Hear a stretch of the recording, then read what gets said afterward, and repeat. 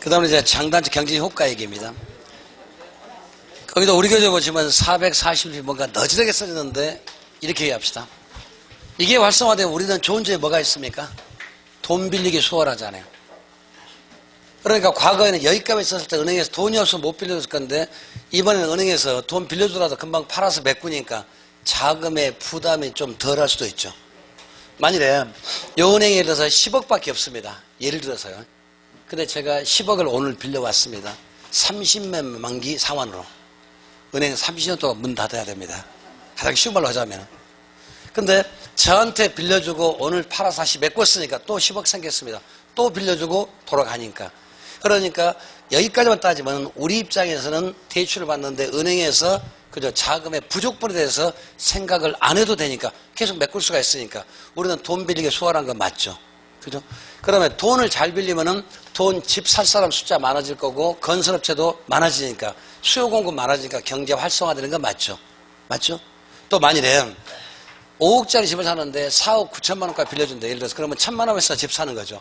초기 자금은 적게 주택 구입하는데 약간 부담이 줄어들 수 있는 건 맞죠. 우리 입장에서는. 그 다음에 은행 입장에서 뭐가 좋을까요? 이거 팔아도 두 개 깨끗이 해결할 수 있으니까 위험 부담 줄일 수 있는 건 맞죠. 결국 목적은 저거니까. 제가 저당고 팔아서 현금 끌어모아서 유동성 위험을 막읍시다. 기간적 갭을 막읍시다. 그런 얘기니까. 은행 입장에 좋은 점 아닌가요? 또 은행 입장에 돈이 잘 돌기 때문에 현금 회전율이 높은 거 맞죠. 금방 빌려주고 또 메꾸고 빌려주고 메꾸어 가니까 자산 회전율이 높아지는 건 맞겠죠. 또 은행 입장에서는 이걸 팔 때 뭘 팔겠습니까? 위험 부담이 큰 걸 팔아 넘길 거니까 자기 위험 부담이 줄어들고 현금 보유율, BISB를 높일 수 있는 거고 좋은 점 많잖아요. 국가 입장에서 뭐가 좋을까요? 결국 이 돈은 누구 돈입니까? 민간 자본입니다. 결국 민간 자본을 금융시장 끌어들여서 금융시장 활성화시킬 수 있는 좋은 것. 결국 국가는 마담 노릇만 잘하면 되잖아요. 국가는 손 안 대고 코 푸는 식. 민간 자본 끌어들여서 금융을 활성화시키니까 좋은 것. 맞죠? 제가 보기에서 민간 자본이 딱 세 군데 나옵니다. 첫 번째 요거. 그다음 두 번째 좀 이따 올수 리츠도 민간 자본. 그죠? 그 다음에 TDR 제도. 개발권 이전 제도도 공적 자본이 아니라 민간 자본. 맞죠? 그래서 TDR 제도 나오면은 공적 자본 투입한다 100% 틀린 말. 그 한마디만 계획으로 상관이 없으니까. 민간 자본 끌어들여서 그죠? 형평성 맞추는 제도니까. 맞죠? 자, 그래서 거기 금융기관 입장에서 1번 맨 아래쪽이요. 주택금융기관의 자금 대출 고정화 현상을 완화한다. 거기 고정화는 말은 현금 부족한 현상을 막을 수 있다. 유동성 위험을 막을 수 있다는 얘기. 맞죠? 그래서 유동성 위기를 막을 수가 있고요. 그 다음에 그러니까 유동성 위험하고 유동성은 틀린 말이에요. 어제도 뉴스 보니까 30대 재벌에서 지금 700조 유동성을 확보하고 있다는 얘기. 뉴스에 보니까 현금을 가지고 있는 유동성 확보했다 이렇게 말하잖아요. 그러니까 회사에서 부도날 때 유동성 위기 오나 신문에 보시면은 옛날에 현대에서 왕자나 썼을 때 그때 유동성 위기가 오나 그런 말 나오잖아요. 유동성 위험하고 유동성은 틀려요. 유동성 위험하면 현금이 부족하다는 뜻이고 유동성이 확보됐다는 현금을 많이 가지고 있다는 뜻. 그렇게 말합니다. 자, 넘어갑니다. 그 다음 뒤에 보시면 또 주택금융기관은 조성한 자금을 안정적으로 사용할 수가 있으며 새로운 재원주산순을 갖게 된다. 그러니까 요 제도가 활성화되면은 조그만 메이저 회사만 되는 것이 아니라 조그만 금융기관도 주택담보대출시장에 들어올 수가 있는 거죠. 과거에 여기까지만 없었으면은 재원이었으니까 100억밖에 없습니다. 이런 은행은 여기에 못 들어올 겁니다. 돈 빌려도 오래 걸리니까. 근데 이제는 어쩌니까 작은 은행도 10억 빌려주고 다시 메꾸면 되니까. 그래서 재원주단이 다양하게 마련할 수 있죠. 우리는 좋은 점 많잖아요. 쇼가 한번 읽어보시고요. 그 다음에 차 입장, 우리 입장에서 보자면 거기도 쭉 나왔네요. 우리 입장으로 보자면은 돈 빌리기 수월하다. 그 다음에 주택구입의 부담, 초기자금 부담을 좀 줄일 수가 있다. 뭐 이런 거라든지 쭉 읽어보시고. 그 다음 한국주택금융공사 얘기 나왔네요. 그래서 그 한국주택금융공사는 무슨 목적으로 만들었다? 그전에는 주택담보대출 시장이 주로 시중은행이 주로 많이 했었다. 그 다음에 지난번에는 과거에는 주로 시중은행에서는 단기 유주가 많았었다. 아까 5년. 그리고 변동금리를 주로 썼었다. 그리고 만기 일시상환이었다. 그러니까 단기였고 변동금리였고 만기 일시상환이었습니다. 이 세 가지였기 때문에 일반 사람 쓰기가 좀 어렵다는 얘기. 그러니까 돈이 여유가 있어서 내 돈 가지고 집 사면 얼마나 좋겠습니까? 근데 우리 서민들은 그러면 서민이 아니죠. 돈 어쩌니까 한 몇십억씩 예금해 놓고 계신 거죠? 아닌가요? 그러면 서민 아니잖아요. 그러니까 우리나라에서 그 삼성경제연구원에서 부자에 대한 정의가 그렇게 나오잖아요. 현 거주 제하고 금융자산 10억 이상 된 사람을 부자라고 정의합니다. 그러면 본인이 부자인지 아닌지 금방 딸 수가 있죠. 저는 부자 못 되거든요. 10억 없으니까. 그래서 한번 다 부자들이시죠? 그래서 그런 쭉 나왔으니까 한번 읽어보자. 넘어갑시다. 자, 넘어가고 그 다음에는 이제 유동화전에서 증권 종류. 그래서 다른 거 다 버리고 뒤에 보시면은 저기 몇 장을 넘기고 나머지 필요 없으니까요. 그 다음에는 거기 451페이지 종류 이제 요거 합시다. 그러니까 처음에는 요쪽에서 문제가 한 문제 나올 수가 있죠. 그래서 1차 저당시장이 뭐고 2차가 뭐고 그 다음에 금리는 어떻게 달라지고 이런 것 주로 물어볼 거니까. 그 다음에는 이제 종류가 MBB가 있고 MPTS, MPTB, CM 총 4가지가 있습니다. 여기는 MBB 같으면 채권입니다. 그래서 부채형입니다. 먼저 종류를 먼저 기억하시자고요. 여기는 채권이고 그 다음에 여기는 증권입니다. 그 다음에 여기는 혼합형이라고 말합니다. 여기 혼합형도 결국은 여기서 채권인데 혼합형이요. 이게 똑같습니다. 그 다음에 MBB 같으면은 첫 번째 발행기관이 2개 다 가지고 있죠. 발행기관이라면 요 사람들요. 요 사람 될 수도 있죠. 발행기관에서 저당권 가지고 있습니다. 그 다음에 두 번째 원리금 수식권도 가지고 있습니다. 그 다음에 MBB 나오면은 초과담보가 필요하다는 얘기. 그 말은 저당채권 여기 총액보다 이걸 더 많이 발행을 못합니다. 그래서 일반적으로 저기 저당채권 총액이 만일에 100조라고 가정합시다. 그러면 70%인지 80%다 그렇게 말합니다. 그래서 여기는 초과담보가 필요합니다. 그러니까 담보금액보다는 발행이 더 작은다는 소리죠. 주택 저당권 총액보다는 그죠 유동의 발행액이 더 작아야 돼요. 언제든지요. 그러니까 초과담보 얘기는 항상 이쪽 얘기거든요. 그 다음에 그러면 두 번째 투자자 입장에서 아무것도 안 가지고 이거 다 안 가지고 있습니다. 그래서 우리 입장을 봤을 때는 위험부담이 조금 작다고 봐요. 그러니까 수익도 어쩌니까 좀 작습니다. 그러니까 MBB 같으면 발행기관에서 조기상환 위험이라든가 만기전 배제 위험이라든가 또는 유동성 위험이라든가 모든 위험을 전부 다 누가 갖습니까? 채무 불이행 위험이라든가 발행기관이 다 가져요. 그래서 MBB 같은 발행기관이 다 가져서 발발발 그렇게 말해요. 발행기관이 1번도 갖고 2번 다 갖는다. 모든 위험받을 전부 다 책임을 짓는다. 우리는 책임을 안 지고 투자자 입장에서는. 그러니까 상대로 수익이 가장 낮습니다. 그 다음에 이제 MPTS 같은 증권이 되게 같으면은 저 발행기관 투자 다 넘기는 거 이체증권. 그래서 여기는 투자자가 1번하고 2번 다 가져요. 그렇기 때문에 위험부담이 굉장히 커요. 모든 어떤 위험부담 다 책임지니까. 조기상환이라든가 또는 채무 불이행이라든가 또는 이런 것들 시장 위험이랑 전부 다. 그렇기 때문에 상대로 수익은 어째 가장 높겠죠. 일단 이렇게요. 그 다음 혼합형이란 말은 여기는 MBB 성격 요놈에다가요. 그 다음 두 번째 MPTS 성격 두 개를 동시에 갖습니다. 그러면서 여기도 첫 번째 발행기관이 뭘 갖습니까? 발행기관에서 원리금, 저당권을 갖는 거죠. 발행기관이. 그 다음 두 번째 투자자가 뭐 갖습니까? 투자자가 원리금 수익권을 2번을 갖습니다. 그런데 위험보다는 투자자가 져야 돼. 그래서 약간의 위험이 있어요. 그래서 이 세 가지를 비교할 때게 그러니까 투자자 입장에 봤을 때 위험부담하고 그 다음에 수익, 위험과 수익은요. 어디가 제일 큽니까? 이게 제일 크죠. 우리 입장에 봤을 때는 MPTS가요. 이게 가장 크고 그 다음 두 번째는 MPTB입니다. 그 다음에는 MBB요. 요거요. 이렇게. 요 과정도 아직 문제가 안 나온 거 같아요. 요건 아직 안 나왔으니까. 주로 나왔던 것은 뭐 나왔습니까? 요것만 물어봤죠. 종류가 뭐가 되고 누가 뭘 가지고 있는가. 그러니까 1번 같으면 발행기관이 다 가지고 있죠. 그 다음에 2번 같으면 투자자가 다 가지죠. 그래서 발발발, 투투투, 그 다음에 발투발투를 이렇게 기억을 하실 때게. 그것만 기억하시면 돼요. 그 다음에 만일에 반대로요. 이번에 발행기관 입장에서 위험과 수익은요. 이제 거꾸로겠죠. 이렇게. 요거 이해하시는 거죠? 요거 하나 좀 기억하시다는 얘기요. 요거 하고 그 다음 두 번째는 누가 뭘 가지는가. 요거 잘 보시다는 얘기요. 그 다음에 여기도 똑같습니다. 그러니까 MPTB하고 CM은 거의 성격이 똑같아요. 근데 차이점이 있다면은 여기까지는 똑같고요. 그 다음에 차이점이 있다면은 첫 번째는 만기 구조가 여러 개 있는 거죠. 그러니까 앞에 1, 2, 3번 같은 만기 구조가 20년짜리 딱 하나밖에 없는데 네 번째 같으면 5년마다 이런 식으로 쪼개놓은 게 있습니다. 그래서 다양한 만기 구조. 그러니까 만기가 20년짜리 있더라도 5년에 갚을 수도 있고 10년에 갚을 수도 있고 15년에 갚을 수도 있고 다양한 만기 구조. 이걸 갖습니다. 그 다음 두 번째 금리도 여러 가지입니다. 그러니까 전반부는 고정금리하고 후반부는 변동금리 할 수도 있고 고정과 변동을 섞어 쓸 수도 있고 그래서 다양한 금리 구조. 요 두 가지만요. 요것만 기억하시면 될 것 같아요.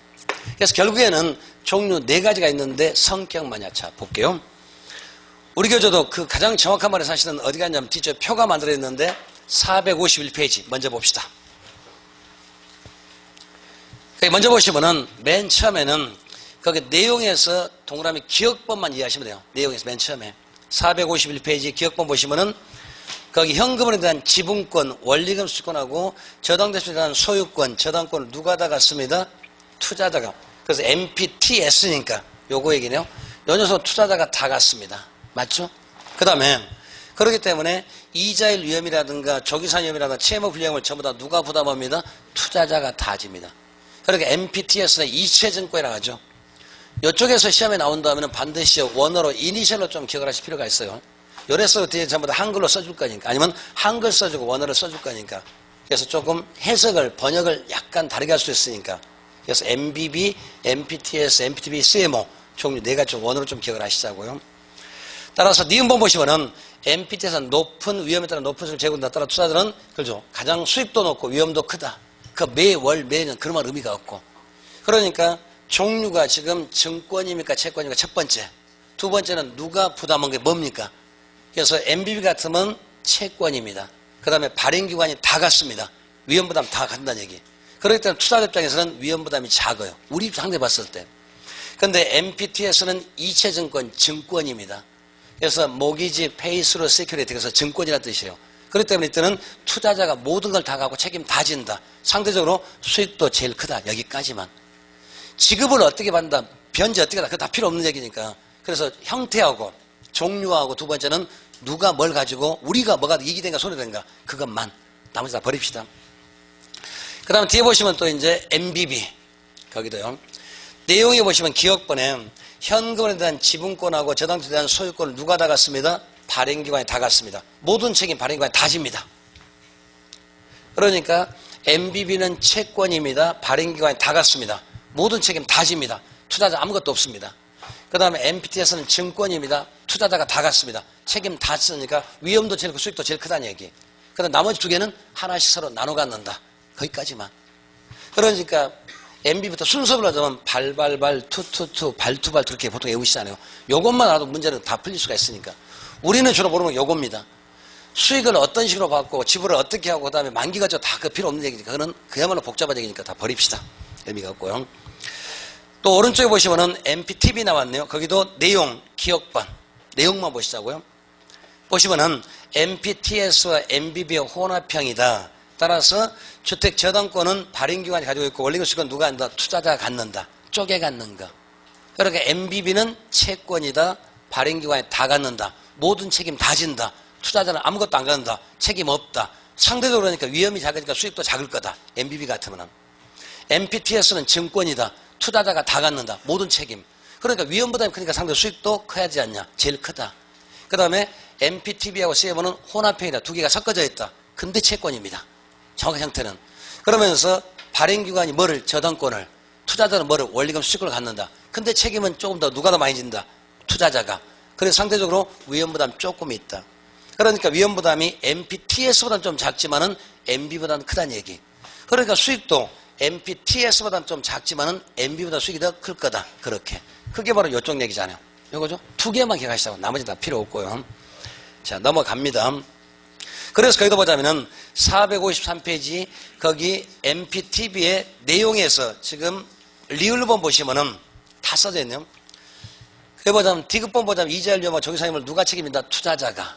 그래서 보자면 MPTS보다 수익이 작다. 그러나 뭐보다는 더 높다. 그래서 중간 정도 된다. 그러니까 MPTS는 고수익 고위험. 그러면 MPTB는 중수익 중위험. 투자자 입장에서. 그럼 MBB는 우리 쪽으로 하면 저수익 저위험. 이렇게 말 되는 거죠? 그게 지금 요거잖아요. 요거 세 가지. 이게 제일 수익도 위험도 크다. 가운데다. 제일 낮다. 그러니까 중수익 중위험 그렇게 말했잖아요. 지금요. 우리 교재 보시면은. 자, 넘어갈게요. 그래서 그게 어디가 나왔냐면은 그 다음 페이지 보시면 455쪽 그 박스 있죠. 그 박스를 잘 보시면 돼요. 그 중에서도 맨 첫 번째 발행 형태 거기 지분형이 바로 증권형이라는 뜻입니다. 그 다음에 거기 채권형 지분형은 증권이고 부채형 그 다음에 채권형 부채형 그 다음 뒤에는 혼합형 나왔죠. 여기서 채권입니다. 그 다음에 발행 종류가 한 가지도 쪄대보니까 여러 종류 나왔죠. CMO는 기간이 만 개 여러 개 나올 수가 있다. 그러니까 하나인데 여러 개 쪼갤 수가 있다. 이렇게 쪼개는 것을 우리 말합니까? 트렌치라고 그렇게 말하죠. 그래서 맨 끝에 G 트렌치 이렇게 말하죠. 알파벳 맨 끝이 Z니까 이렇게 말합니다. 그 다음에 원리금 이체부 나오고 그다음 저당권 소유권 네 번째 보시면은 저당 채권 소유권은 누가 뭘 갖는가? MBB는 누가? 발행기관이, MPT에서 누가? 투자자가. 그죠? 또 그 다음에 재단권은 MPTB하고 CM은 누가? 그죠? 발행기관이. 그러니까 발발발 투투투 발투발 그렇게 애우는 거. 그 얘기였습니다. 그 다음에 조기산 위험부담. 보니까 위험부담도 어쩌니까 투자자가 지느냐 발행기관이 지느냐 누가 지는가 그거 나왔죠? 그러니까 결국에는 두 가지만 다른 거 다 필요 없다니까요. 종류가 뭐냐, 누가 뭘 가지고 있는가, 그 다음에 우리 입장에서는 어떤 게 수익이 크다, 위험이 크다, 요거 세 가지만. 자, 넘어갈게요.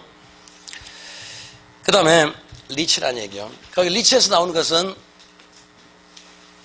여기는 예를 들어서 여기는 간접 투자 방식입니다. 우리가 예를 들어 리치로 나온다면 또 세 가지를 먼저 구별하셔야 되는데, 그래서 저뒤에 보면 신디케이션이 있고 조인트 벤처 있고 리치 있었죠. 세 가지 먼저. 첫 번째가 신디케이션. 저 뒤쪽에 나옵니다. 이거 있고, 다음 두 번째는 조인트 벤처. 이거 있고요. 그 다음에 세 번째가 이제 리치 있습니다. 요 세 가지 공통점 전부 다 지분형입니다. 세 가지 공통점 전부 다 지분형. 똑같습니다. 그 다음에 위에 두 가지는 직접 투자. 지분형 직접 투자입니다. 그 다음에 여기도요. 여기는 근데 간접 투자죠. 차이점이. 그 다음에 신디케이션은 소액 다수. 이게 지분형 직접 투자고 소액 다수. 소액이고 다수의 투자죠. 근데 여기는 거액, 소수죠. 이렇게 구별합시다. 그러니까 일단 지분형 투자. 이건 우리 지난번에 봤었을 때 지분형하고 부채형 구별한 거 있죠. 그래서 지난번에 우리 이것도 문제를 두서너 번 나왔었는데, 잠정 지분형에 속하는 것 부채금융. 그러니까 지분금융, 신디케이션, 조인트 벤처, 리치가 있고 공모의 증자 같은 거. 그런 건 전부 다 지분형. 그 다음에 신탁 같은 건 전부 다 부채형. 이런 식으로 구별한 문제가. 그 다음에 거기 리치에서는 맨 먼저 첫 번째 그 그림을 좀 잘 보시면 될 것 같아요. 그래서 그림에다 순서로 붙였었는데, 맨 먼저 투자자가 지금 보자면 맨 위에 자금, 그 다음에 투자 신탁 나오는데 그 자금을, 여기가 투자자 나왔죠. 여기가 투자자 나오고요. 그 다음에 보니까 오른쪽으로 가주세요. 리치회사 있죠. 이렇게. 여기가 리치회사 있을 거고요. 그래서 맨 먼저 1번. 1번이 제가 자금을 보냅니다. 그래서 활자 번호로 붙이는 거예요. 거기 투자자 바로 밑에 자금하고 투자 신탁 뭐 나왔죠. 그 자금 앞에다 동그라미 1번 한번 붙여보자고. 흘러가는 순서를 지금 맞춰보려고. 그게 맨 먼저 투자자가 자금을 보냈습니다. 그러면 두 번째는 내 돈이 갔으니까 받았다는 영수증이 와야 될 거 아니에요. 그게 그 바로 밑에 보시면은 뭐 같습니까? 주식 나왔죠. 그러니까 주식을 줄 수도 있고 신탁 증서를 줄 수 있으니까. 리치 같으면 주식을 받을 거 아닙니까? 그래서 두 번째가 이제 주식이요. 쉽게 말하면 영수증이죠. 그러니까 내가 리치에서 1억을 보냈습니다. 그럼 1억을 받던 뭐가 영수증 줘야 될 거 아닙니까? 그걸 뭘로 줍니까? 주식으로 줄 거니까. 그걸 가지고 있다 나중에 배당금 받을 거니까. 그 다음에 리치에서는 그 다음에 이 돈을 가지고 어떻게 했어? 모아가지고 다시 어디로요? 부동산 관련 부분에 투자를 하겠죠. 그 회색 까만 박스 두 번째, 그 사각형 바로는 투자 운용 방법. 그게 3번입니다. 3번이 이제 투자할 겁니다. 어디에다가요? 관련 부분에 여러 가지 하겠죠.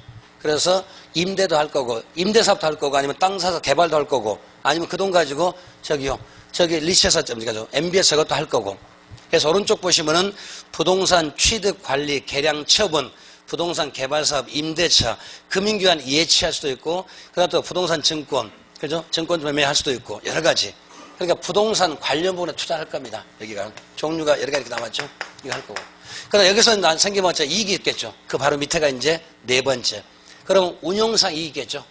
그래서 네 번째가 이익. 어떤 수익이 생길 거 아닙니까? 수익이 운영상 수익이 있을 거고 처분이 또 있을 수가 있으니까. 요 수익을 다시 어떻게 이렇게 다시 돌려줘야 되겠죠? 여기가 다섯 번째. 그래서 얼마까지? 100분의 90 이상을 되돌려주는 그런 제도. 쉽게 표현하자면. 그 그림만 아시면 돼요. 그러니까 첫 번째는 투자자가 리치에서 자금을 보냈습니다. 자, 1번 보내고.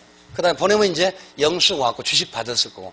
이 사람들 돈 모아가지고 어디로 갑니까? 다른 데 세 번째 투자를 할 거고. 여러 가지 부동산 관련 부분, 종류가 그 취득도 하고 처분도 하고 개발도 하고 또는 호텔 사가지고 임대사업 할 수도 있을 거고 땅 사가지고 개발해서 분양할 수도 있을 거고 여러 가지 사업.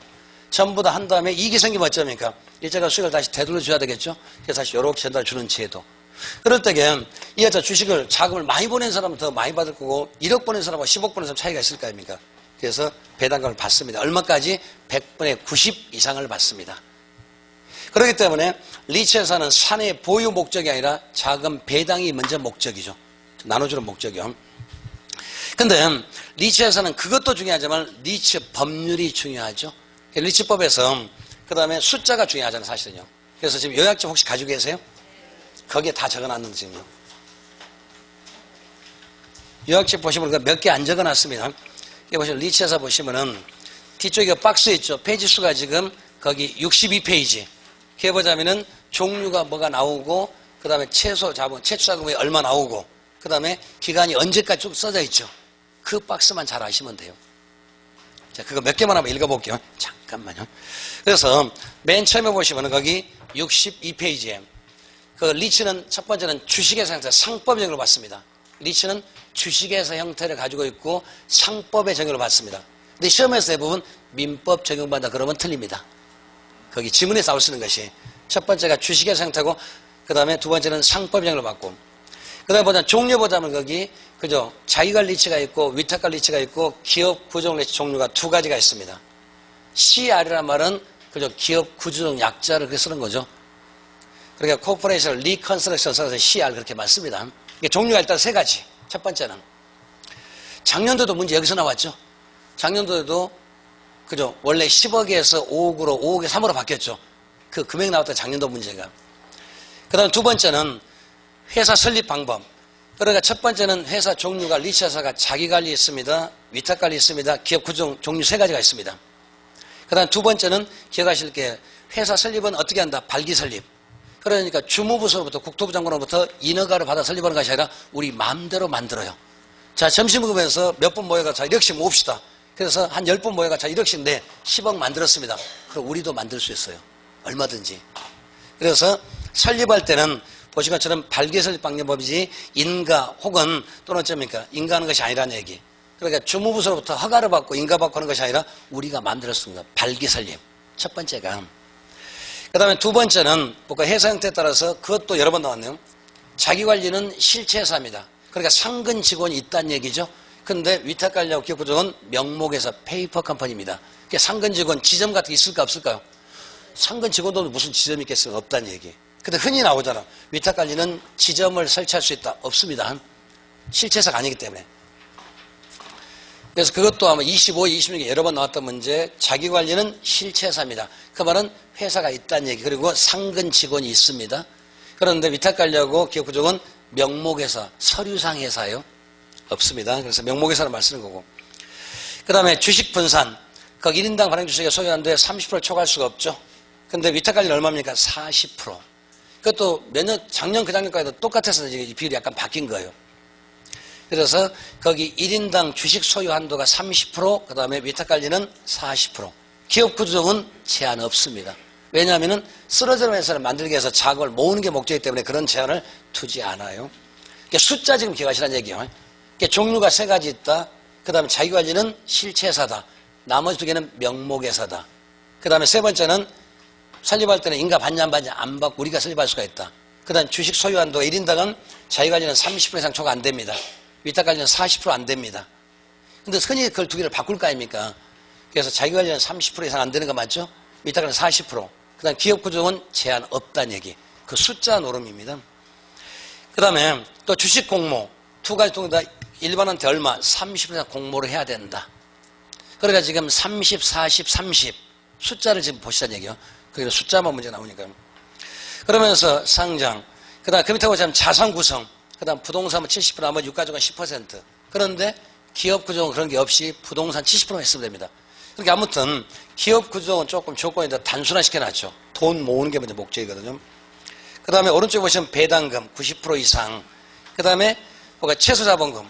작년도 문제가 최저자본금이었습니다. 원래는 리스가 처음에 날 때는 500억 이상이었어요. 사실 원래는요. 그 다음 한 번 바뀔 때 250억, 그 다음에 바뀔 때 150억, 한 번 더 바뀌면 70억으로 바뀌었어요. 그러니까 자기관리 같으면은 그죠, 자본금이 작년도까지는 최소가 10억 이상 됐었는데 요즘은 작년에 바뀌어가지고 5억으로 바뀌었습니다. 그 다음에 위탁관리하고 기업구조는 작년까지는 5억이었었죠. 작년 7월 4일인가 바뀌었어요, 법률이. 그래서 3억으로 바뀐 거죠. 그래서 작년도 문제가 그 5억, 3억 그걸 내서 작년도 문제가요. 그러니까 리치법에서 리치 법률만 따지자고. 첫 번째는 주식회사 형태, 두 번째 상법, 그 다음에 종류가 세 가지, 그 다음에 만들 때는 누구한테 허가 안 받는다. 우리가 마음대로 돈 있으면 된다. 그 다음에는 또요, 그래서 실체상가, 명목회상가, 자기관리는 실체, 나머지 두 개는 페이퍼 컴퍼니. 맞죠? 그러니까 주식 분산 30, 40, 주식 공모 30%. 숫자 혼동하지 마시고. 그 다음에 이제 전체 최초 자본금이 얼마? 자기관리 같으면은 5억 이상이면 되죠. 그러니까 6억 있으면 자기관리회사 만들어요, 못 만들어요? 만들 수 있죠. 그런데 영업 인가 후 또는 등록한 후에 6개월 이내 얼마를? 70억을 만들어야 됩니다. 그러니까 그걸 어떻게 바꿔냐면 설립 후 6개월 하면 안 되겠죠. 설립 후 6개월이 아니라 영업 인가 후 또는 등록한 후에 6개월 이내 얼마. 그러니까 만약에 10억만 있으면은 리츠에서 만들 수 있죠. 그 다음에 설립하고 난 다음에 인가를 받기 전까지 기간이 오래 걸릴 수가 있으니까 영업 인가 받거나 등록한 다음에 그 다음부터 6개월 내에 일정 자금을 마련해야 되겠죠. 70억, 50억 이렇게. 그러니까 최초는 최소한금은 5억 70억, 그 다음에 3억 70억, 3억 50억, 그러니까 3억 50억 이렇게. 그 액수 잘 보시라는 얘기요. 그래서 액수를 좀 봐줄 필요가 있고, 그 다음에는 나머지는 없어요. 이게 결국에는 종류하고 그 다음에 어떤 법 적용받는가, 형태 세 가지 아까, 그 다음에 자본금 얘기, 요 정도만요. 이것만 잘 보시고요. 주로 문제는 그 문제입니다. 그래서 그 얘기가 우리가 지금 450회 녹색으로 법률이 엄청나게 지금 길게 써져 있죠. 물론 이거 다 읽어보면 도움 엄청 많이 됩니다. 근데 아마 안 읽어보실 것 같아 딱 줄인 거예요, 사실은요. 여기까지만 하고요. 그 다음에 이제 몇 장 넘기겠습니다. 그 다음에 펀드에서도 빼고, 그 다음에는 프로젝트 금융, 그 다음 얘기. 그러니까 결국에는 부동산 금융에서 문제가 네 문제가 나오는데 맨 첫 번째는 아마 나온 것은 LTV하고 DTI 그거 나오든가 아니면은 지분금융, 부채금융, 그 다음에 직접 간접 그 세 개를 묶어가지고 하나 아니면 두 개 나올 겁니다. 일반적으로. 그러니까 대부분 대출 가능 총액 한번 구해보죠. 아마 특히 올해 좀 가면은 그게 바뀔 거예요, 이제요. 그래서 지금 담보비 LTV도 아마 틀리면 떨어뜨릴 가능성이 지금 있습니다, 분명히. 그다음 DTI도 분명히 떨어질 겁니다. 60에서 50이 떨어질 가능성이 있으니까. 그게 바뀌면 우리 시험 볼 때 그게 나오지 않을까. 그게 첫 번째가 그거예요. 부동산 금융 총론에서는 대출 가능액, 직접 간접, 그 다음에 지분 부채, 요 세 가지 합쳐가지고 문제가 하나 아니면 두 개, 일반적으로. 자, 한 문제 예상합시다. 두 번째는 저당에서 한 문제, 고정금리, 변동금리 써놓고 어쩝니까? 바꾸는 문제, 그게 한 문제. 그 다음에 두 번째, 세 번째 상환에서 원금 균등, 원리금 균등, 최정식 세 개 말로 바꿔놓고 숫자 계산한 문제 나올 거. 그게 이제 세 번째. 네 번째가 금방 졌던 MBS, 특히 요거 잘 보는 문제. 작년 또 요거 나왔었으니까.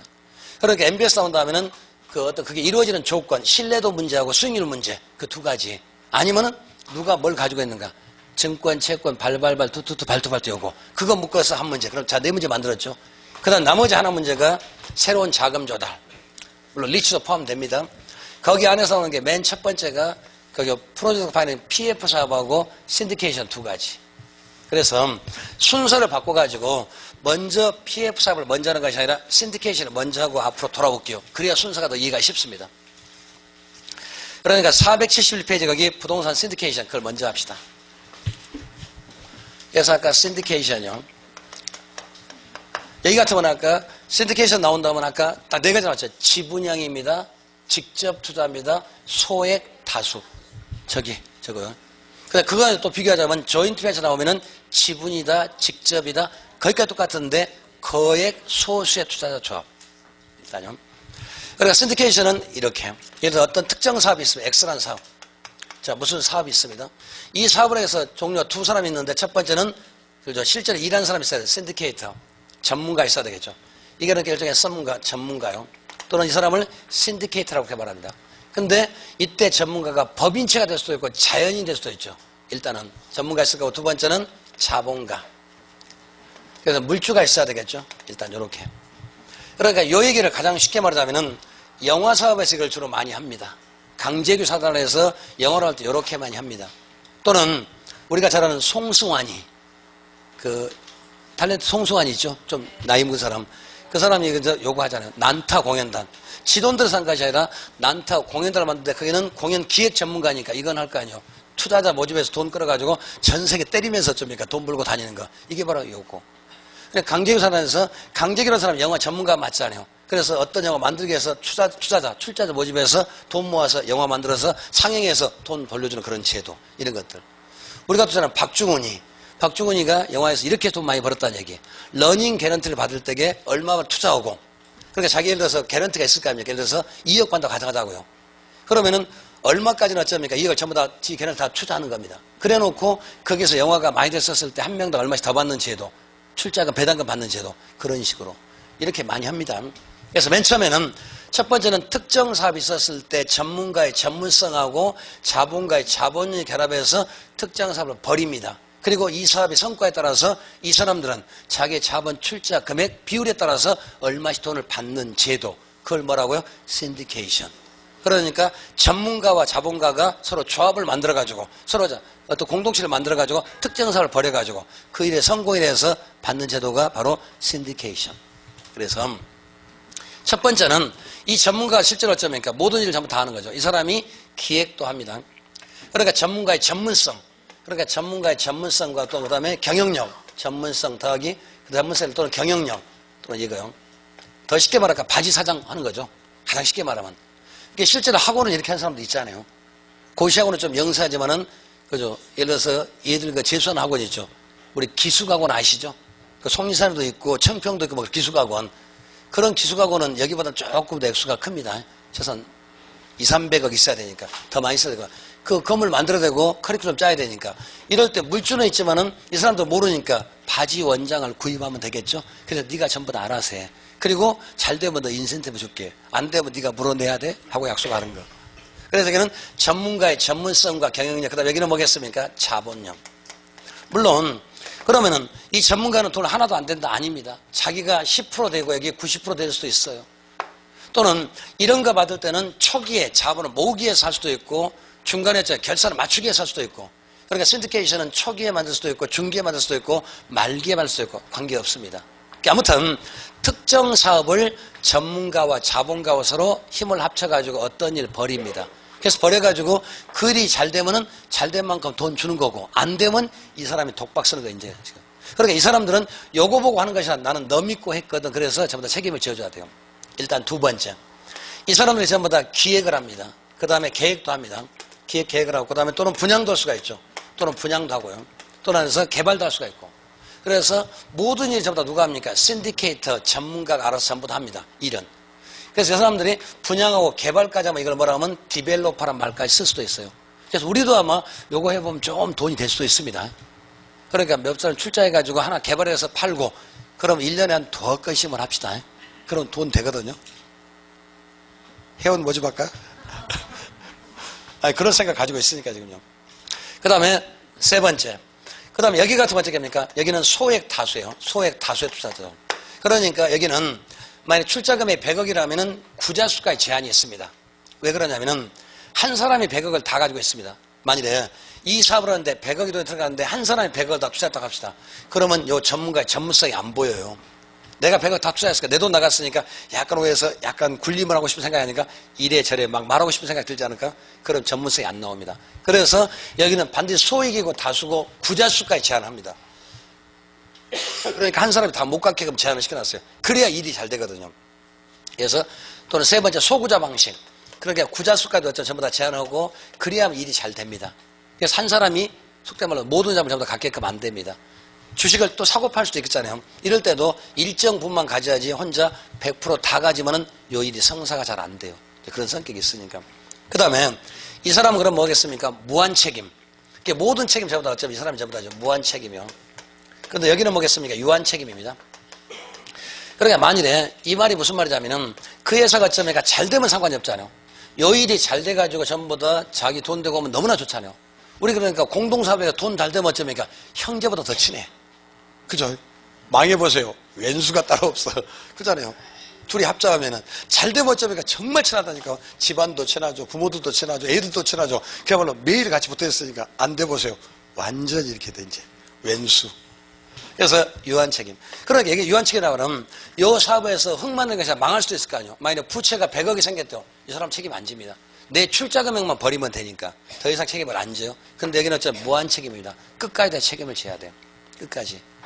그 다음에 그래서 책임을 지겠다 이걸 말하면 소구 방식이라고 했어요. 이 사람들 돈 갚으세요 요구할 수가 있는 거죠. 소구 방식. 그래서 이렇게 말합니다. 그러니까 일단 요것만 기억합시다. 나머지 필요 없으니까. 그래서 신디케이션이라는 말은 특정 사업. 그렇기 때문에 이 사업은 한시적이죠. 이 사업은 한시적이요. 만약에 그 사업이 어쩌니까 영화를 찍었습니다. 다 상영이 끝났습니다. 그러면 저절로 그게 끝나는 거죠.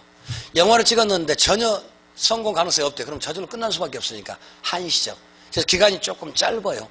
이걸 먼저 하는 이유는 요거하고 바로 뒤에는 신디케이션으로 금액적인 약간 차이가 있고 기간의 차이가 있습니다. 그래서 요 녀석은 신디케이션은 PF 사업에 비하면 좀 기간이 짧은 사업이고 금액도 작은 사업이고 단기적인 그런 사업이라고 해서 먼저 하는 거죠. 자, 읽어볼게요. 거기 부동산 신디케이션, 그래서 투자자, 그 다음에 보자면 합동조합 또는 투자자 모집형. 그러니까 정확히 말하면 지분형 직접 투자고 소액 다수의 투자자 조합입니다. 그러니까 지분형 내 돈 가지고 돈 가진 사람들이 몇 사람이 모여가지고 전문가를 초빙해가지고 어떤 일이 벌어지는 거. 그래서 읽어볼까요? 자, 부동산 신디케이션은 부동산 개발 사업을 공동으로 수행해서 공동 누구랑 전문가랑 물주랑, 그죠? 전문가의 전문성과 물주의 자본력 두 개 합쳐가 어떤 일을 벌이는 거 공동으로 수행을 합니다. 따라서 보시면 일반 투자자의 자금 즉 자본하고 그 다음 부동산 개발업자의 전문성이 결합돼서 개발 사업을 하는 거죠. 자, 두 번째, 그렇기 때문에 여러 명의 투자자가 부동산 전문가의 경험을 동원해서 공동으로 부동산 개발 투입하는 거.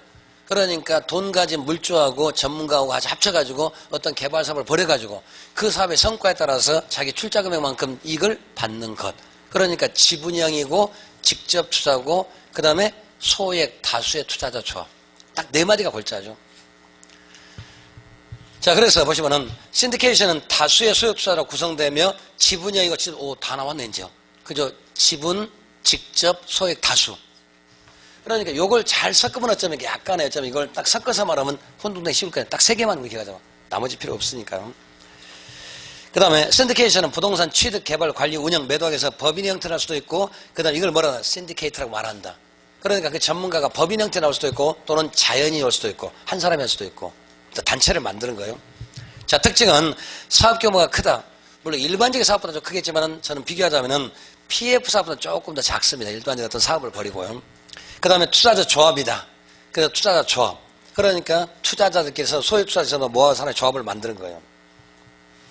그러면서 이때 조합은 세 번째. 이때 조합원들이 발생하는 경우에 증서는 지분증권이 부채증권이 아니다. 그래서 지분. 그러니까 지분이라 말하면 지분형. 부채형 아닙니다. 근데 PF 사업은 어쩝니까? 그때는 어쩝니까? 부채형이요. 공급자 금융, 개발 금융이니까. 그러니까 PF 프로젝트 파이낸싱은 지분형이 아니라 부채형입니다. 차이가.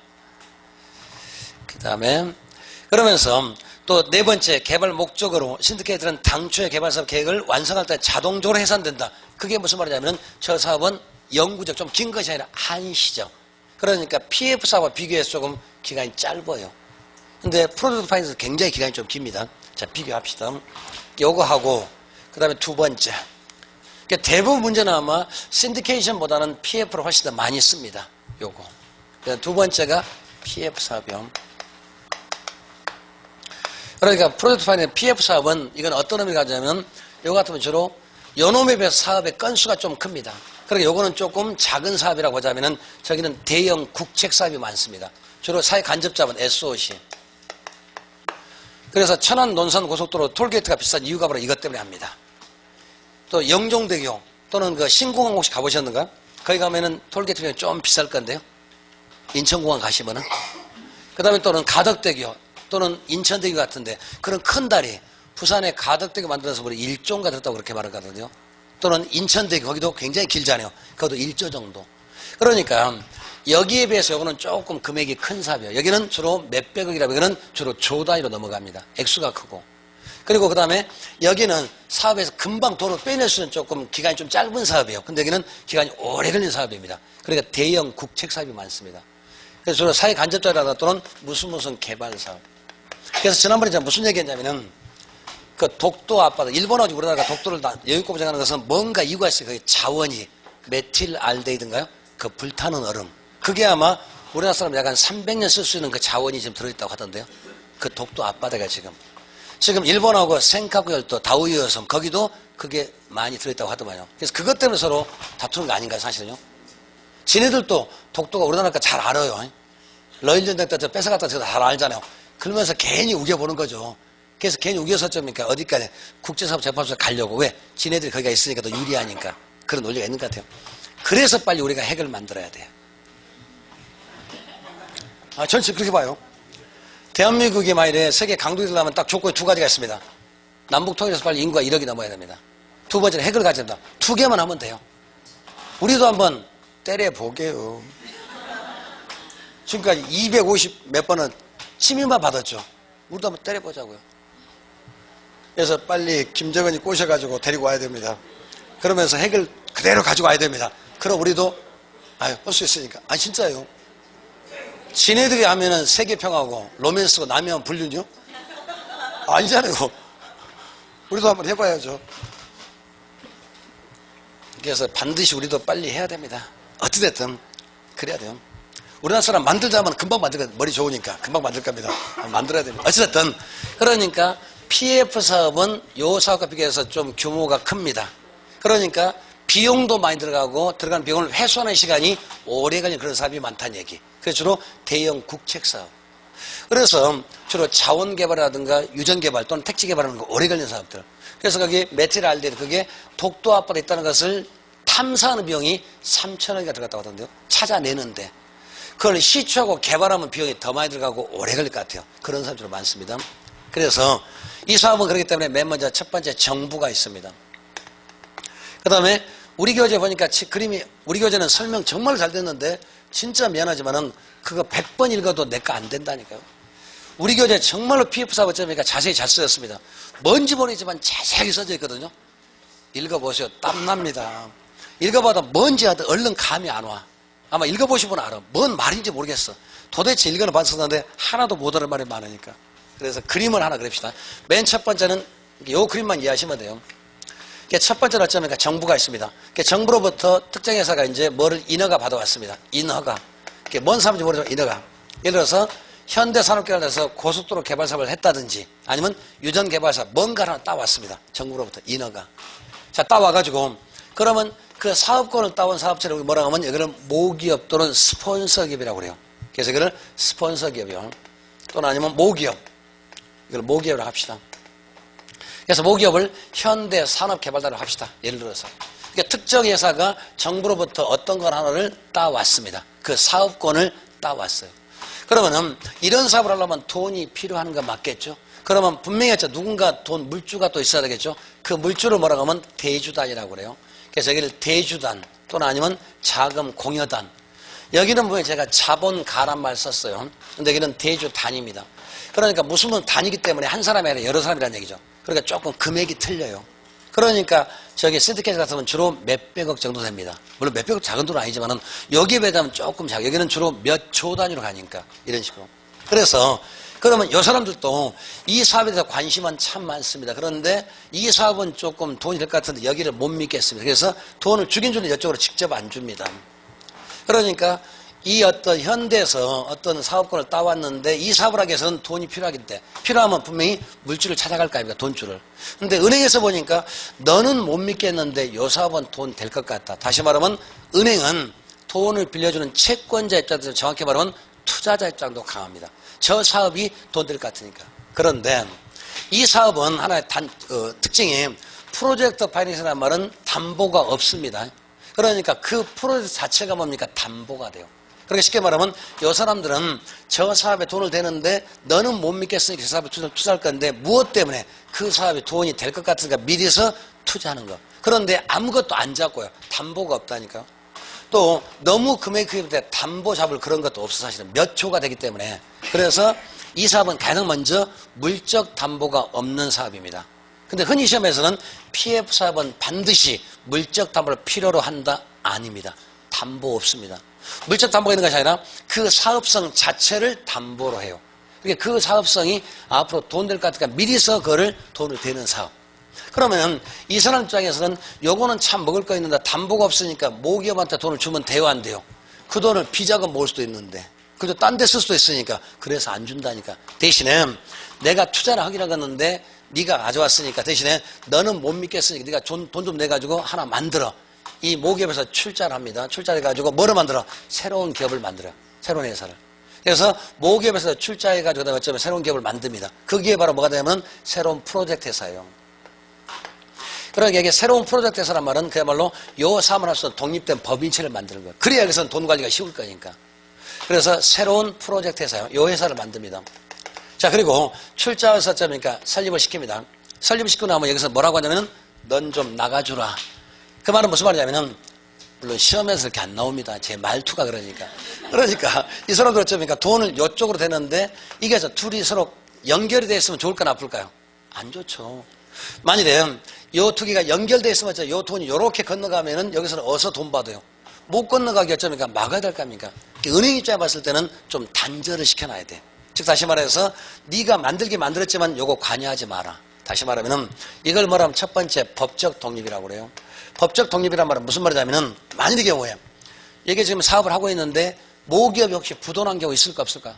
부도날 수 있죠. 이럴 때 만약에 요 프로젝트 회사가 여기에 파산 자산에 포함이 됐다고 합시다. 그럼 어디 가서 은행은 돈 건져요? 안 되잖아요. 못 건너게 만들어야 되니까. 그래서 법적으로 독립을 시켜놓습니다. 그러니까 모기업의 영향을 받는다 안 받는다 안 받게끔 해야지 은행에서는 돈을 챙길 수가 있잖아요. 맞죠? 쉽게 말해서 여기는 기존 기업은 부채가 있을 거 아닙니까? 근데 새로운 기업이니까 부채가 없으니까. 그리고 은행이 직접 어쩌니까 여기 저 사업에 자금 관리는 누가 할까요? 모기업이 관리할까요? 대주단이 할까요? 당연히 대주단이 해야지. 모기업이 어쩌니까 돈 안 갚으면 어떻게 하라고요? 그러니까 그 다음 어쩌니까 분명히 네가 만들긴 만들었는데 이걸 서로 관계를 끊어놓습니다. 그래서 모기업이 아까 부도나더라도 영향을 받는다 안 받는다? 안 받는다. 그래야지 여기가 이걸 안 받아야지 사람한테 고스란히 챙길 거 아닙니까? 그래서 그걸 뭐라고 하면 법적 독립이라고 그래요. 두 번째 회계적 독립. 그러면 여기 모기업 입장 너무 불리하잖아요. 직접 자기가 다 인허가 받아서 다 출자 다 만들어놨었는데 아무것도 없어도 어쩌니까 너무 불리한 거 아니에요? 모기업 입장에서는. 기껏 어쩌니까 로비에서 따왔죠. 그 다음에 돈 들여서 다 만들어놨었는데 너는 아무것도 안 준다 그러면 모기업 너무 불리하죠. 그래서 모기업의 장점은 뭐냐면은 만일의 경우에 요 회사가 혹시 부도난 경우 없을까요? 하다 보니까 사업은 잘못될 수도 있죠. 이게 사업이 잘못되더라도 요 사람들은 여기 가서 야, 네 자회사가 망했거든. 네가 돈 무세요. 그런 일 없다는 얘기. 그걸 비소고 방식. 그래서 그거를 회계적 독립이라고 그래요. 회계적 독립. 그러니까 쉽게 말하면은 법적 독립은 누구의 장점입니까? 여기에 안전장치죠. 법적 독립은. 회계적 독립은 누구의 장점? 여기에 장점. 그러니까 쉽게 말해 회계적 독립이란 말은 분명히 모기업 입장에서는 자기의 자회사에 자금이 지금 들어온 거 맞죠? 돈이 들어왔는데 모기업은 책임을 진다 안 진다? 안 진다. 그러잖아요. 분명히 자기 자회사 돈이 들어왔잖아요. 그렇더라도 여기에 분명히 어쩌니까 그러니까 모든 자금 어디로 이쪽으로 주는 거예요. 그래서 차입의 주체. 돈도 전부 다 누가 받습니까? 차입 주체가 새로운 회사. 자회사에서 봤어요. 차입의 주체. 또는 계약도 누구랑 합니까? 누구랑 할까요? 모기업이 아니라 자회사랑 해요. 모든 돈을 전부 다 이쪽으로 전부 다 제공을 해주는 겁니다. 근데 돈을 주긴 줬었는데 이 사람들은 뭐 담보가 아무것도 없습니다. 그렇기 때문에 위험이 어쩌니까 높을까요? 그래요? 굉장히 고위험이에요. 대신에 이자도 쌀값이 싸요. 고리죠. 그래서 서해 앞바다에 파이프 치면서 기름만 나왔으면 그런 일 없었을 거 아니에요. 기름만 나왔다면 요 사건 같은 거 제2 무슨 사건이 있었죠. 어찌됐든 그래서 이제 이쪽은 그러니까 이 사람들 입장에서는 요 사업에서 오로지 이 사업이 나중에 돈 될 것 같은 걸 만들었잖아요. 그럼 요 사업이 잘 돼야 돈을 꺼내갈 거 아닙니까? 그러니까 여기서 나온 돈을 이쪽으로 건너가게 만들면 말이 안 되잖아요. 건너간다면 이 사람들은 돈을 못 건지니까. 그래서 자금 관리 누가 한다? 여기 사는 게 맞잖아요. 자금 관리를 모기업한테 맡길 일은 없잖아요. 맞죠? 그래서 첫 번째는 법적 독립이란 말은 은행에서 안전장치입니다. 그러니까 모기업이 망하더라도 영향 받는다 안 받는다? 안 받는다. 대신에 그러면 회계적 독립은 이제 그 모기업의 장점이요. 여기가 망했다. 그러더라도 분명히 어째 자기 자회사로 돈이 들어왔지만 여기 어쩌니까 회계적 독립이라면 기록이 된다 안 된다? 기록이 안 된다. 정확히 말하면 모기업의 대차 대조표상 부채 계정에 요 들어왔던 돈이 계정이 기록이 된다 안 된다? 안 됩니다. 분명히 자기 자회사로 돈이 들어왔지만 장부에 기록이 안 되는 치부채 기록이 안 됩니다. 눈먼 돈이요. 그렇기 때문에 이걸 다르게 말하면 부예금융. 그러니까 장부부자 부예 장부 밖에 있다는 뜻이에요. 한자가 장부부자 바깥에 있자 부예금융. 그렇기 때문에 이걸 또 다르게 말하면 이걸 비소고라고 그래요. 비소고 방식이요. 그러니까 이게 무슨 말이냐면은 자, 이 회사가 망했습니다. 그러면 은행은 어쩝니까? 여기 가서 야, 네 자회사가 망했거든. 그럼 네가 책임지세요. 이렇게 말한다 못한다? 못한다. 그런데 아까 여기는 뭐였습니까? 소구 방식이었죠. 그래서 전문가 망하면 여기서 뭐라고 합니까? 나는 이거 몰라. 네 꼬임에 넘어가서 했어. 네 보고 했어. 그럼 네가 알아서 물어내. 그래서 저기는 소구 방식. 그러기서 뭐합니까? 무한 책임이라는 말이 나와요. 끝까지 책임을 져야 되니까. 근데 여기는 그게 아니죠. 그래서 부예금은 비소구 방식. 이게 원칙입니다. 그런데 은행은 그래도 불안해요. 그러니까 너무 위험이 크죠. 물론 이 사업이 잘 되면 어떻겠습니까? 굉장히 고수익이 나올 수 있어요. 그건 맞아요. 또는 경우에 따라서는 약정보수를 원할 수도 있죠. 이 사업 잘 되면 우리 독점권 40%를 줘. 이렇게 하는 경우도 있지만은 그래도 불안하죠. 그래서 어떻게 합니까? 모기업한테 살짝 꼬십니다. 야, 너도 들어올래? 하고 이제 모기업 출자를 유도해요. 그래서 모기업도 야, 너도 들어와. 너도 그럼 좀 투자 좀 할래? 할 수 있습니다. 모기업도 투자할 수 있어요. 대신에 하면은 여기를 10%에다 가져가자. 그러면은 요 금액에서 10%만 주면 되고 망하면 어떻습니까? 너도 이만큼 물어. 네가 발목 다 벗으니까. 그러니까 모기업도 투자자가 될 수 있습니다. 그러니까 모기업 투자를 유치한 이유가 뭐겠습니까? 혹시 이 사람 중에서 망했을 때에 발 하나 담그세요. 너도. 그럼 너도 책임 있어. 네가 좀 책임을 지세요. 이렇게. 그렇기 때문에 현실에서는 완벽한 비소구는 없습니다. 제한적 소구. 그래서 거의 대부분 어쩌니까 제한적 소구 방식을 쓰는 게 보편적. 이게 사실 전부예요. 이렇게 딱 세 가지만. 우리 교재 전부 써있는 내용이 요 딱 세 가지 내용을 쓰고 있습니다. 다시 합시다. 그러니까 PF 사업이라는 것은 특정 프로젝트를 근거로 해서 돈을 대는 사업. 그러니까 이 사업은 요 건수만 좋다 하면은 모기업이 어쩌니까 재정 부담 전혀 없이 돈을 끌어올 수가 있죠. 그러니까 모기업이 잘나서 못나서가 아니라 그죠? 그 건수만 좋으면 됩니다. 그래서 이 말을 조금 이해를 하시기 위해서 제 시골에 있는 제 선배 얘기를 했었어요. 시골에 제 2년 선배가 있는데 비호가 밀순이 선배가 있어요. 일단 잘생겼어요. 두 번, 네, 비호가 있어요. 일단 미남입니다. 키도 커요. 못하는 게 없어요. 공부 정말 잘합니다. 그 다음에 모든 거 잘합니다. 뭐 운동도 잘하죠. 뭐 악기도 잘 들어. 아무튼 못하는 게 없다니까요. 인기 짱이에요. 속된 말로. 그런데 집이 가난해. 단점이 집은 엄청 가난합니다. 그런데 선배가 너무 잘하고 그래서 실제로 예비고사 봐가 그때 당시에 예비고사 봐서 이 손 안에 들었다니까 5등 안에. 그럼 시골에서 5등 안에 들었으니까 얼마나 잘했겠습니까? 굉장하겠죠. 그래가지고 너무 잘하니까 어쩌니까. 근데 아들은 잘났는데 그 다음에 부모가 가난해. 그래서 옆집에서 어쩌니까 옆 동네에 있는 부잣집이 딱 옵니다. 우리 사돈 맺읍시다. 여기는 부자 동네인데 여기는 아들이 없어요. 그리고 애들이 약간 좀 그래. 돈은 있는데 그래서 선배하고 딸하고 딱 묶어가지고 이렇게 만들어놨습니다. 대릴사회하고 결혼시켜놨습니다.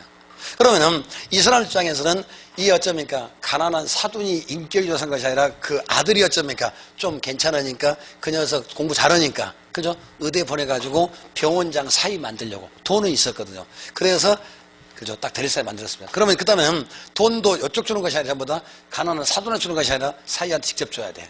만약에 가난한 사돈 쪽은 그 다음 둘째 아들 가르쳤어. 그 다음에 빚 갚으다 쓸 거 아니요. 그럴 수도 있으니까. 그러니까 요리 주는 것이 아니라 이쪽으로 전부 다. 그러면 이제 그 선배가 그 전까지는 헝그리정이 있으니 공부를 정말 열심히 했었는데 이제 딱 신세가 풀렸습니다. 부잣집 사위 됐습니다. 그 다음에 집도 사주고 대학 가면서 뭐 다 사주니까 그 다음부터는 이제 놀기 시작합니다. 학사경고 3번 맞았습니다. 잘렸습니다. 결국에는. 그래서 결국에 이제 잘렸어요. 이제 공부를 안 해가지고. 그러고 나니까 이제 그런 딱 끊어놓고 이제 뭐라고 합니까? 그게 누구지 하면서 요각을 시작해.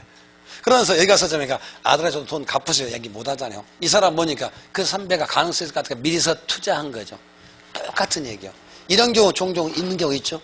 그러니까 자, 두 개를 비교해서 여기는 좀 규모가 작은 사업이고 그 다음 자본도 작고 해수기가 짧은 사업인데 이거는 좀 오래 걸리는 사업입니다. 대형 국책 사업. 그러니까 우리요 SK 정유사 거기하고 그 다음에 석유공사인가가 이라크 쿠르드 자치구요. 그 6개 유전 광구 산 거 아시죠? 6개 그 옛날 이 앞전 정부, 이 아밥 정부에서 자원 애교화하면서 이명박 대통령 그때 할 때 했은 거 맞잖아요. 그런데 거기서 기름 나왔다는 소식 들으셨죠? 6개 공구 파이프 심어봤더니 이만큼 나온 것도 있었고 가스도 안 나오고 결국은 그점이가 전부 손해봤던 거. 그죠? 그런 것들. 그러니까 그때 6개 광고 살 때 돈이 한두 푼 들어갔을까요? 몇억 달러 들어간 걸 알고 있으니까. 1억 달러면 1200억이고 2억 달러면 2400억인데 아마 몇억 달러 들어간 줄 알고 있으니까. 이제 그런 뭐가 있었으니까. 그래서 차이가 여기는 좀 크고 작고 이렇게. 그러니까 좀 쉬신다면 이걸 좀 더 자세히 말씀드릴게요. 좀 쉬어갑시다. 이거 지우지 마세요. 아니요. 2시까지 하고 오후에 하는 것은 3시부터 합시다. 오후에 하는 것은 지난번에는 제가 40문제를 다 드렸는데 너무 부담스러워 서로 40문제를 2시간 동안 해석하는 게 너무 어려워가지고 이건 단원별로 쪼개놨습니다. 그래서 바로 같이 직접 풀어보면서 하게. 그 오후에 3시부터 할 거니까. 이게 직접 3시부터 같이 풀어보시고 이렇게 하려고 하니까. 네, 조금만 더요.